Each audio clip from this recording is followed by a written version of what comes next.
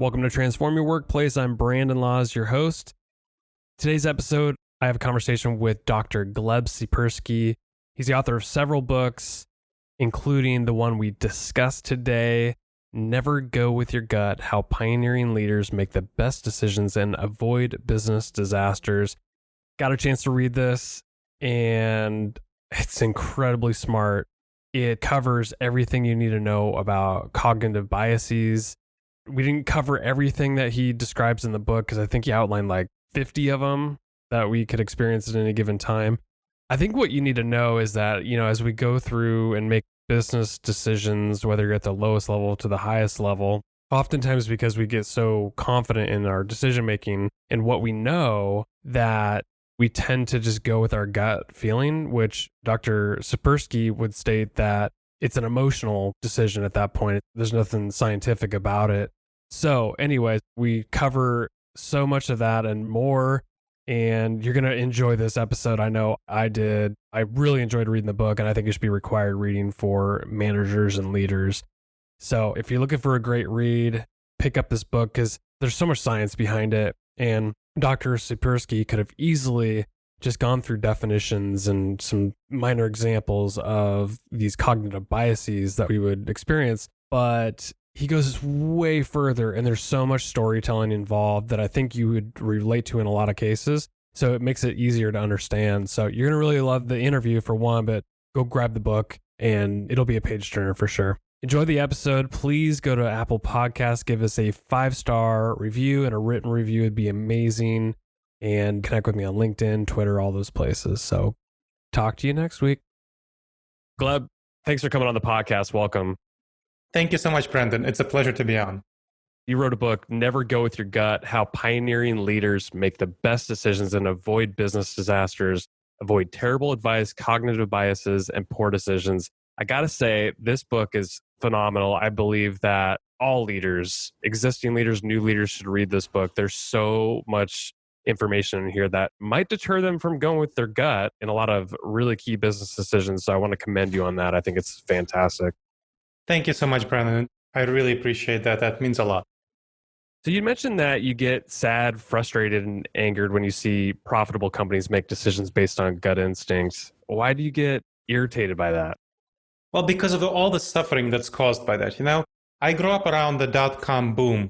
So I was born in 1981. I was 18 in 1999 when the tech leaders were partying like it's 1999, for those who remember that Prince song. Maybe that ages me. There were companies like Webvan, Boo.com, Pets.com. They were really booming. The leaders were in the front pages of the Wall Street Journal for all the right reasons as the titans of industry. Now, in just a couple of years later, when I was 21, 2002, there was the dot-com bust when these leaders were in the Wall Street Journal for all the wrong reasons. So people lost their life savings. I mean, lots of smart investors, supposedly smart investors, lost billions of dollars, but ordinary folks lost, their homes, their savings.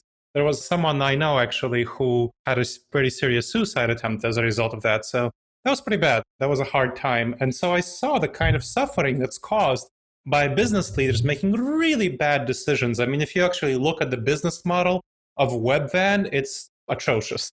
Well, we can talk about that later. Now, that was inadvertently bad decision-making. So that's really important to understand.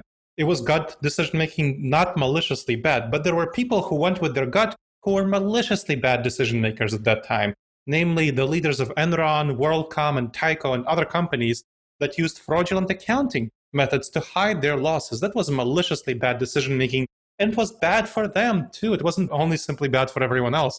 I mean, Enron collapsed. All the people who put their money into Enron lost a great deal of money, especially employees at Enron who lost their life savings in the retirement fund. So that was certainly that.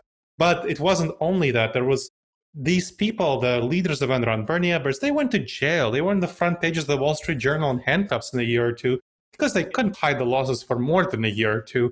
And they lost so much more than they gained. They gained like a year of bonuses, right? But they lost a great deal of additional salary, and they went to jail for many, many years. They lost their freedom.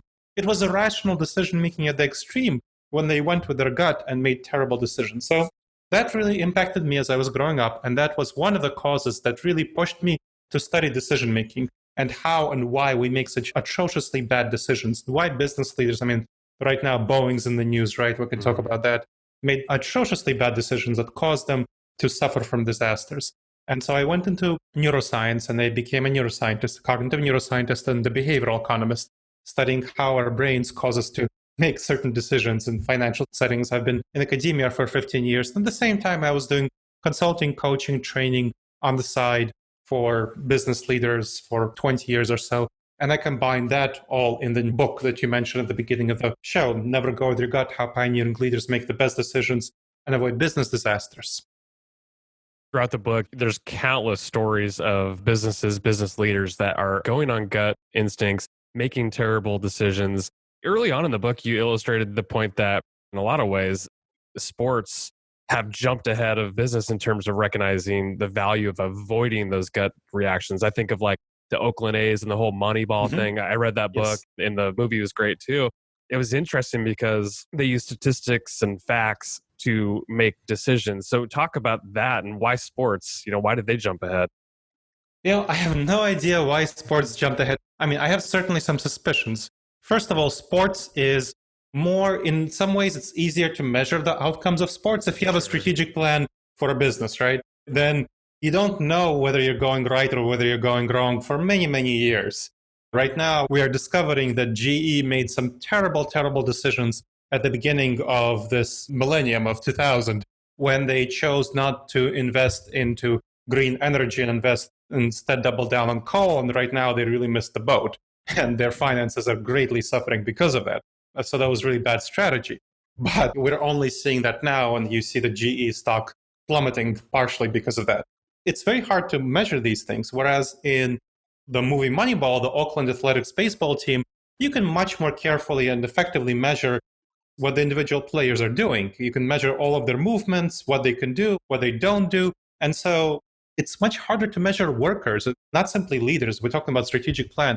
But how do you measure the decisions of a manager for mid-level manager?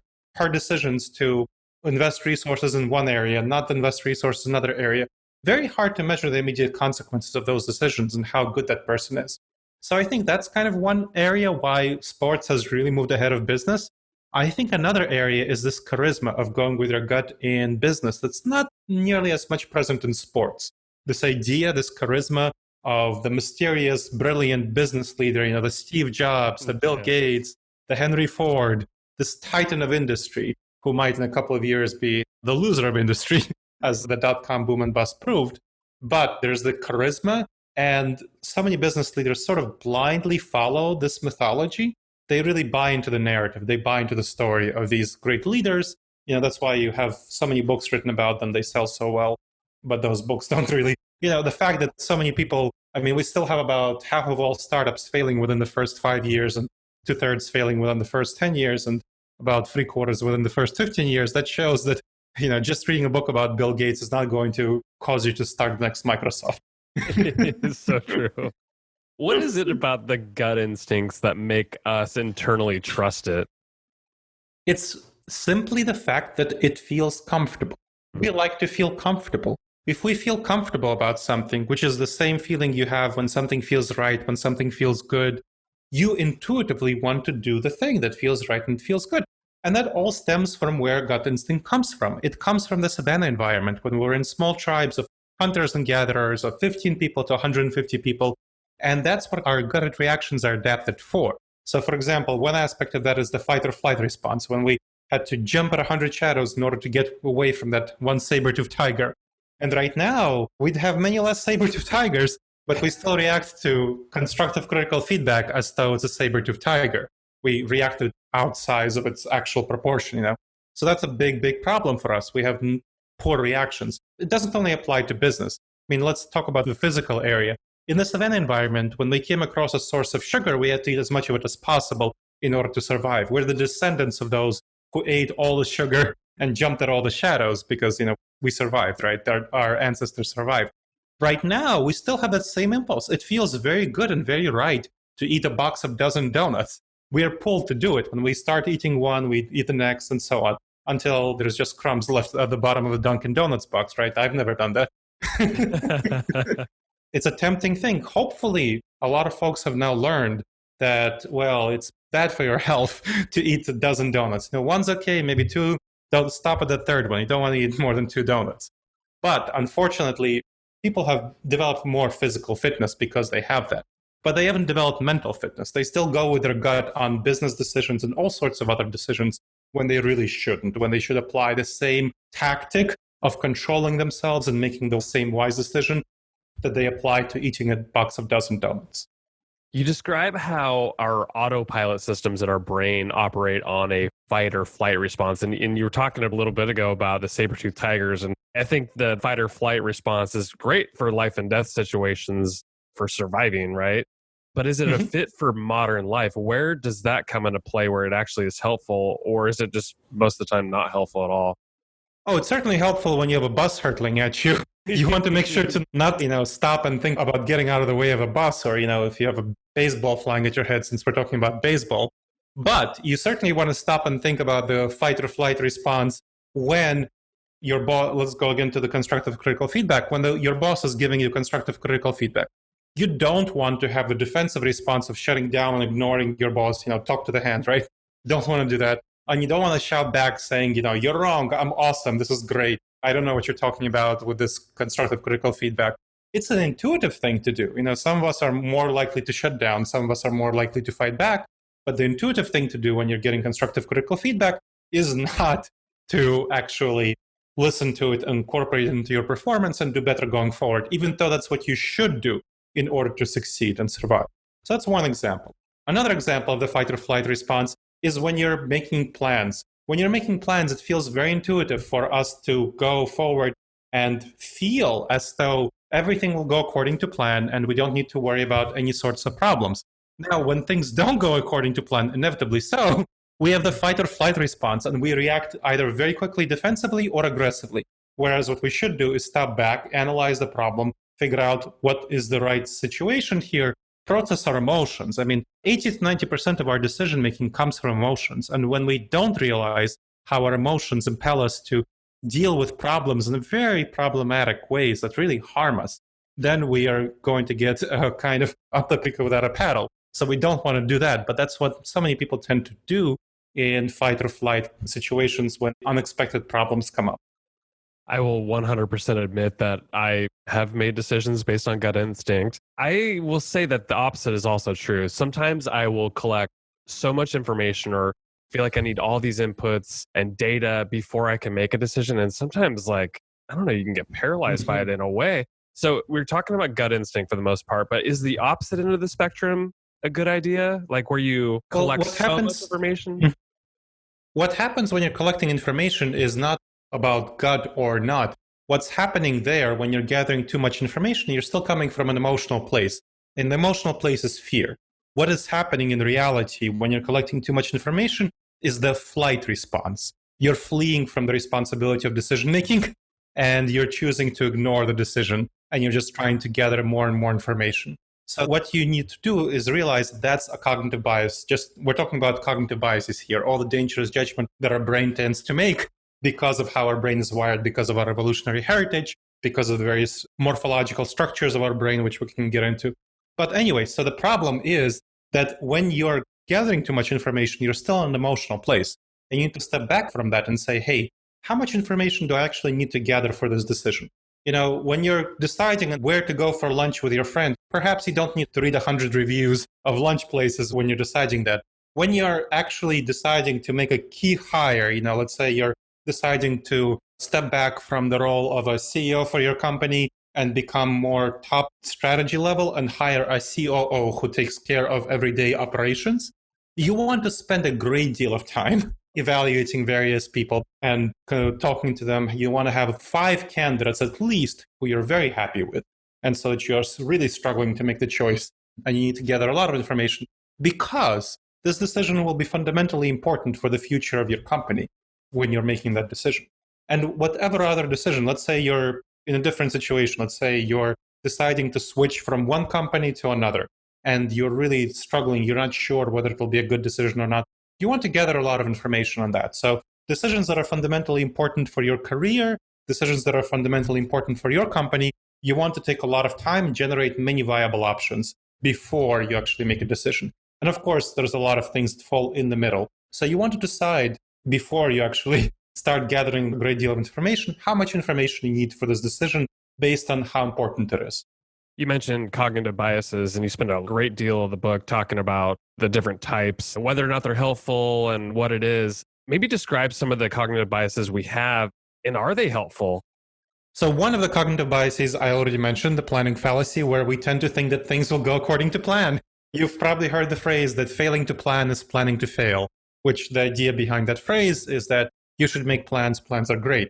Unfortunately, that phrase is quite misleading because when we as human beings tend to make plans, we think that our plans will go according to plan. We think that things will go great because we feel that we are good, we ourselves are good, our ideas are good, our plans are good, and therefore everything will be good. That's a bad way to go forward. It's not true. And unfortunately, a lot of people get stuck in a situation where they invest their resources in accordance with their plan, and then unexpected problems come up and they don't have any resources to deal with those problems. So a much more effective strategy to deal with a planning fallacy is to have the mindset that failing to plan for problems is planning to fail. Again, failing to plan for problems is planning to fail. So that you want to figure out what kind of problems might come up with this plan. Try to address these problems in advance. Try to figure it out. Try to address problems in advance and leave aside some resources for unknown unknowns because some things you just won't be able to predict and you need to have some spare resources of time, energy, bandwidth, money to deal with them. So that's an example of a specific cognitive bias, the planning fallacy, and ways that you would deal with that cognitive bias. And my book talks about 29 more of these cognitive biases. There are over 100 cognitive biases altogether. You can go and check out the list of cognitive biases in Wikipedia, where it talks about the research behind them and so on. My book focuses on the 30 most dangerous cognitive biases for business situations, for business leaders, professionals, for your career, finances, investment, and how you can address them effectively going forward, such as how you address the planning fallacy. Planning fallacy is one example. Another example that's particularly problematic for me is called the optimism bias. And it's problematic in terms of I am risk blind. I feel things will go well. I'm risk blind. I have to exaggerate expectations about other people, my projects, and so on. So that caused me a lot of problems because, I think the grass is green on the other side of the hill, whereas it's too often yellow.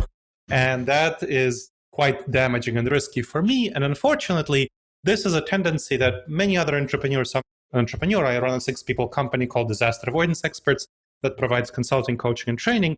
A lot of people who are entrepreneurs, who are in leadership positions, CEOs, they tend to be very optimistic as well, because that's how you get to the top. People like optimistic people, and leaders who are charismatic, optimistic, they tend to get ahead when they present themselves as optimistic. Unfortunately, they tend to make a lot of mistakes when they get to the top of a company, which kind of really hurts them and hurts the company. So you need to know how to control your optimism and how optimistic you are. You need to calibrate your optimism against the reality of the situation. And you need to get a pessimistic friend by whom you can run your brilliant ideas. I have 20 ideas before breakfast and I feel they're all brilliant. But when I get them to my pessimistic peer, who is much more risk averse and sees a lot of problems and everything, they say, hey, maybe these 3 ideas can be worthwhile. Everything is half-baked potatoes. These potatoes are worth finishing baking. So let's work on them and improve them going forward. That's the strength of pessimists. They're terrible at generating ideas, not their strength, because they inevitably see the flaws of each idea and they exaggerate the flaws of each idea. But they're really good at judging, at evaluating ideas that are presented to them, and they can spot, hey, these ideas have the least flaws. It's plausible to actually fix these flaws. So they're really good at evaluating and improving. So optimists and pessimists can work really well together when you figure out both of these cognitive biases. That, hey, I suffer from the optimism bias, I suffer from the pessimism bias. Let's play together well, as opposed to what I so often see in teams, where optimists are just generating ideas, pessimists are shooting them down, and they're just fighting a lot without actually getting anything done, which is terrible for teamwork and is one of these dangerous judgment errors, decision-making processes that comes from our gut. Let's play out a common scenario that I think happens in the workplace quite a bit. I think the audience will relate to it. So let's say that during a meeting, my boss was really curt with me. My cognitive bias would say she's upset with me, maybe based on preconceived notions or historical information that's within my gut feeling. What should I do in that situation? What's my brain telling me? So what you should do in that situation is figure out whether she's curt because she actually is upset with you, Or maybe she's in a bad mood. Maybe something bad happened to her at work or in life. Maybe she just had a bad burrito. So, who knows? Being curt, this is one of those problems where people think they're able to read people well, and they're not. We're actually much less capable of reading others than we think we are. There was a really interesting study how trained police forces, FBI, CIA, and so on, they were taken and they were shown videos of a person who was either telling a lie or telling the truth. And they were asked to determine whether this person, who you're supposed to be able to read well, right? You're the police, you're the detectives, you're awesome, right? You're supposed to be able to tell whether someone is lying or not.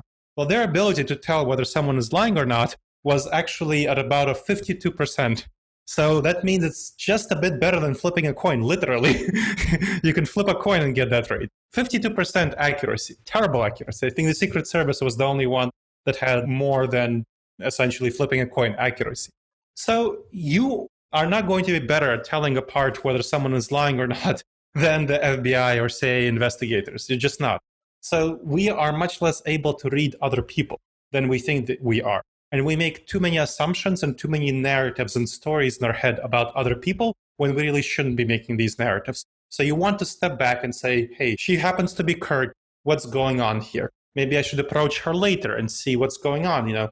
Hey, I wasn't sure about how you answered that question. Can you clarify what's going on, to see what her mood is? Or maybe she'll tell you, maybe she won't, and maybe she'll behave differently. So you want to evaluate over time whether her mood changes, what and how she behaves towards you, to understand what's going on with her. How does empathy play a role in debiasing? So, like, you can even use that last example. Like, how could empathy help in avoiding those cognitive biases that we have? Well, the first thing to understand, as I mentioned in the interview earlier, about 80 to 90% of our decisions are determined by our emotions. That means that if you want to understand why other people are doing something, don't think about what they're thinking. Think and evaluate and analyze what they're feeling. Empathy, of course, refers to understanding what other people are feeling. So that's the terminology here. So you want to understand, what are they feeling? Try to figure it out. Try to get into their shoes. What would you feel in that situation? That's kind of the first level. But of course, you're not them. So you want to figure out, how would somebody who is different than you feel in this situation? Think about all the stories in their head, all the triggers that they experience that are going to be different from you. And so if you're an optimist and they're a pessimist, they're really going to react to a situation very differently than you would. So if you send them an email that's full of ambiguities, which optimists tend to do, and I say this as someone who's an inveterate optimist who sent my share of ambiguously worded emails, pessimists will tend to read them from a hostile perspective, from a negative perspective, and they will tend to get upset. So if you're trying to figure out how will a pessimist, someone you know is pessimistic, will read your email, try to imagine yourself like in the worst mood possible reading this email. Try to figure out, how can this email be revised in such a way that even in my worst mood, I will not mistreat it. I will not treat ambiguous sentences in a negative way instead of a positive way, which is how you meant. So you want to really try hard to address that. So that's an example of how you want to be thinking about other people, putting yourself in their shoes, and not simply thinking about how you would react in their shoes, but how they, in their personality, their personal demographics, whatever they happen to be, their cognitive abilities, how they would react in that situation, in order to actually make good decisions about people, because this is what it's about, right? Making good decisions about them, and how do you want to interact with them effectively. Interacting with other people effectively is the foundation of business success. And if you don't interact with them effectively, you can kiss your career goodbye.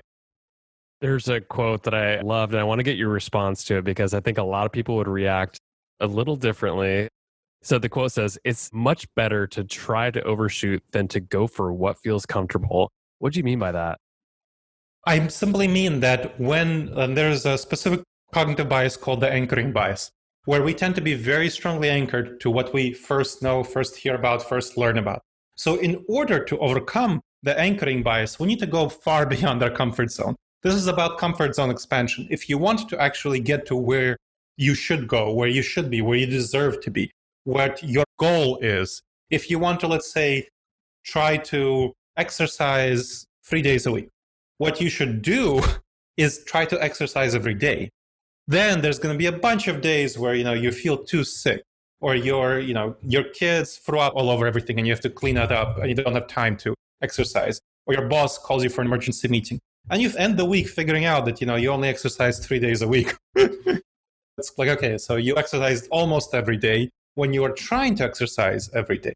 This is the same sort of principle. When you're trying to make good decisions, you're going to find that it's going to be hard for you to make these good decisions. When you're trying to be, as an optimist, I can tell you this, when I try to be pessimistic, it's really hard for me to be pessimistic. So if I feel, okay, I'm appropriately pessimistic, I'm not. If I feel that way, if I feel that I'm appropriately pessimistic. So I need to go beyond the feeling. I need to be like I'm ludicrously pessimistic for me to actually approach reality. So that is what I'm talking about here, that we tend to greatly underestimate how much we should actually change, how much we should revise in order to achieve our goals, whatever they happen to be. How does our current reality impact the predictions we make about the future? Well, in our current reality tends to very much anchor us. A very interesting situation. If you think back on your life, of you, any listener, you'll find that you've changed much more than you anticipated. I know this is true for me, and I'm pretty certain it's true for the vast majority of the listeners out there. We tend to, when we think about the future from the current situation, we tend to think that our future will be in many ways like the current situation, like the past. True. But we are going to be so much more different. I can bet you, I'll be happy to bet $100 that your future will be quite a bit more different and more complex in very many ways than you think it is. Because there are so many things that we don't think about, so many things that we don't anticipate. People think they'll live in a house for 15 years and they move out after 5 years on average or something like that. There's a lot of studies showing this, that people tend to greatly underestimate the amount of change in their life. And that, of course, causes people to make bad long-term decisions. So if you think you're going to live in a house for 20 years, then you're going to invest in really complex, renovations of the house. And when it turns out that your job, suddenly makes you go from Miami to North Dakota, I don't know why, but for some reason, your house is going to be left behind in Miami, full of whatever crocodiles. And then you will be in a very chilly place, and you'll have spent a lot of money that you won't really be able to get back because, your house price is not going to rise to the house renovations. And that happens across all fields. When businesses, for example, you'll see this very often. When a business is doing well with a certain product, with a certain process, it will think that this product or this process will tend to keep doing well for much, much longer than it actually does. So they don't invest into R&D, they don't invest into developing new processes, they don't invest into expanding into new markets nearly early enough, nearly as much as they should. They tend to just rest on their laurels and think that everything will be hunky-dory going forward. There's another quote I love, and the quote says, "It's not like their owners set out to fail. It's simply that they didn't want to see the truth about the marketplace." End quote. Why do some of the leaders at even the highest level ignore facts and go with their gut instinct? And can you recall any recent examples of this, maybe some prominent brands that just really messed up? Oh, sure, of course. We can talk about Boeing as a recent example, but let's talk about why that happens first. It happens because we're very uncomfortable with information that goes against our beliefs. So this is called the confirmation bias, where we look for information that confirms our beliefs and ignore information that doesn't.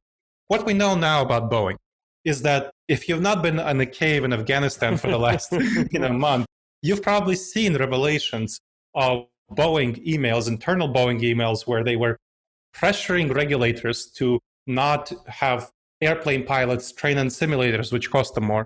And they were pressuring regulators to quickly approve the process. They were cutting corners. They said things like, and they were internally very critical of the airplane. There were a number of people. There were quotes like, "This airplane has been designed by monkeys or designed by clowns, supervised by a bunch of monkeys," like really ludicrous quotes that show that a lot of people in Boeing knew this was a problem. They brought it to the attention of the leadership. There was information showing that leaders knew that this was going on, that there was information that the plane was much less safe than they thought it was. But they ignored it. They just said, hey, this can't be the case. These are just, complainers and whiners.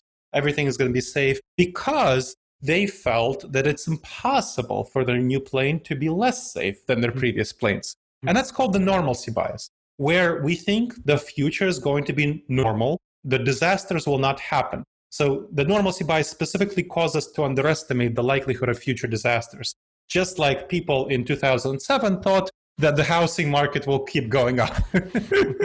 It's exactly the same mentality behind housing stocks as behind the Boeing airplane of disaster. When they crashed into disaster, they fell into the same trap because from the 1970s on, each new model that Boeing produced was safer, according to crash statistics and so on, than the previous model. So they just couldn't imagine that this new one would be less safe. They thought, well, at most it'll be just as safe. It will not be less safe, and these people can just ignore them. And so because of this mentality, they were completely ignoring all of this information that was going their way, and that really harmed them. Obviously, right now, we could see that Boeing has lost over $20 billion. The CEO, Dennis Muilenburg, was fired. And of course, 346 people lost their lives. Among the brilliant ideas in your book, there's this little nugget in there that I want you to illustrate for me. So you mentioned in your keynote talks that you often get the question, how do you accept uncomfortable facts? And I cannot recall if you actually answered that question, but I want you to do it on the spot, because I imagine that people are faced with uncomfortable facts all the time, but whether or not they do anything with it or just straight up ignore it, how do you actually answer that question?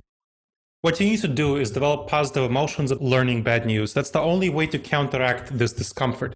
You need to grow to be comfortable and to like the discomfort of learning bad news, because the bad news is true anyway. The bad news about the MAX 737 was just as true before it crashed as after it crashed. That wouldn't have been nice if Boeing had learned about these bad news and grounded the airplane and stopped the problems before 346 people were killed and the CEO was fired and all these other problems happened.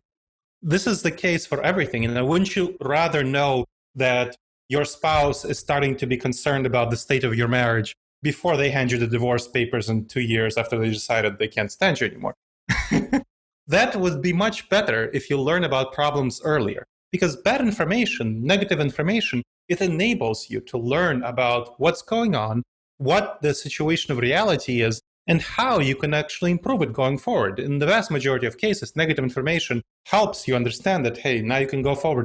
Even in some cases, if the information tells you that you've lost this business opportunity, let's even say that, so you can't fix it, completely lost, whatever, at least you can let it go and you can focus on other things. That's totally fine as well, right? That's a fine thing to do.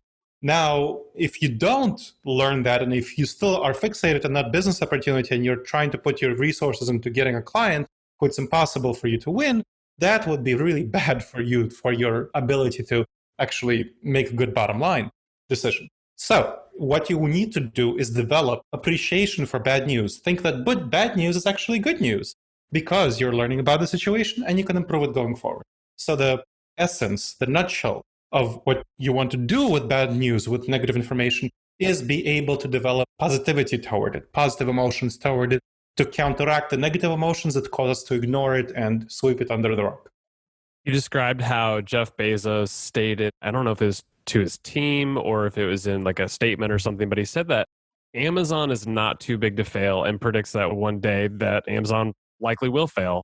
Is he looking at it the right way? I think he's definitely looking at it the right way. He's being realistic about it. If you look at the history of companies, most companies that were in the Fortune 500 in 1950 are not in Fortune 500 now. So it's been more than 50% turnover. You can see that happening. Sears was a great example of a company that was, it was definitely ahead of Walmart and Target and all of these others. But it really failed to adapt to the digital age. And now we see that Target and Walmart are doing well and great and wonderfully, and Sears is bankrupt. What you want to focus on is being able to adapt to the current situation and make sure that you're going to be successful going forward. This has been such a great discussion, honestly, Gleb. The book that you have is just packed with ideas, and we just touched the surface of it. So let's say somebody grabs your book, reads it, and is blown away like I am. How should they use the ideas in your book to, make life better at work? If they run a business, make good business decisions, maybe at home as well. What do you think?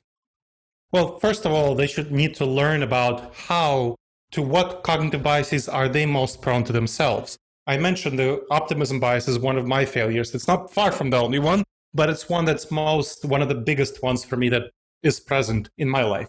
So you need to know what's present for you. Which of the cognitive biases are you most prone to? And the book in chapter 7 has a very clear assessment that enables you to go through it and see, hey, what's going on in your workplace, in your company, in your career, and see how you and or other people on your team, which cognitive biases are you most prone to? So for example, the first question asks, what is the percentage of projects that over the last year have gone over time and over budget? When I ask that to a group of CEOs to whom I give presentations, I get answers ranging from 5% to as high as 98%. When you're at 5%, that's totally fine. It's not a big deal, 10%, whatever. When you're getting to 98%, that's a huge problem because, of course, you're misdirecting your resources. You think resources will go one way, they'll go another way, and you're really hurting your company going forward. Anything over 30% is going to be kind of a problem. Anything over 50% is going to be a serious issue. So you want to take that assessment and see where you are on each of these cognitive biases for yourself in the workplace and what you can do. And each of the assessment also has specific next steps that you can take to address each of these cognitive biases. And of course, the book does as well with giving extensive examples. So that's kind of the first step. You want to learn about them and see where they're impacting your life. And then there are decision-making techniques that are described in the book that specifically help you make both quick, brief decisions, everyday casual decisions, like when we talked about writing an important email to a client, for example, to and another decision-making technique that it's much more in-depth, much more thorough for serious decisions that you don't want to mess up, like making a key hire or switching jobs or launching a new product. So you want to use those techniques to inform your everyday decisions, the brief technique, and major decisions, the more in-depth technique. Gleb, this has been a great discussion. I really appreciate you coming on the Transform Your Workplace podcast. Your book is Never Go With Your Gut, How Pioneering Leaders Make the Best Decisions and Avoid Business Disasters, Avoid Terrible Advice, Cognitive Biases, and Poor Decisions. Where can people learn more about you, the book, or anything that you're up to that you want to point people to? Well, first of all, the book is published by a great traditional business publisher called Career Press. So it's available in bookstores everywhere, and Barnes & Noble, university bookstores, indie bookstores, and of course online on Amazon, Barnes & Noble, Books A Million, whatever you buy your books. You can check out my work on disasteravoidanceexperts.com. Again, disasteravoidanceexperts.com. There's a lot of blogs, articles, videos, podcasts, a lot of manuals, assessments, decision aids, coaching, consulting, training services. You can check those out. I want to especially point out there's a free 8 video-based module course on disasteravoidanceexperts.com/subscribe. Again, disasteravoidanceexperts.com/subscribe. 8 module video-based module course on making the wisest decisions, called the Wise Decision Maker course, essentially decision-making 101 for the folks who like it in digital format. And I'm very active on LinkedIn, so if there's anything you heard here that you have any questions about, you want to chat with me or connect with me, just go on LinkedIn, Dr. Gleb Tsipursky, GLEB TSIPURSKY. Thanks for coming on, Gleb. It's a lot of fun. Thanks so much, Brent. Been a pleasure.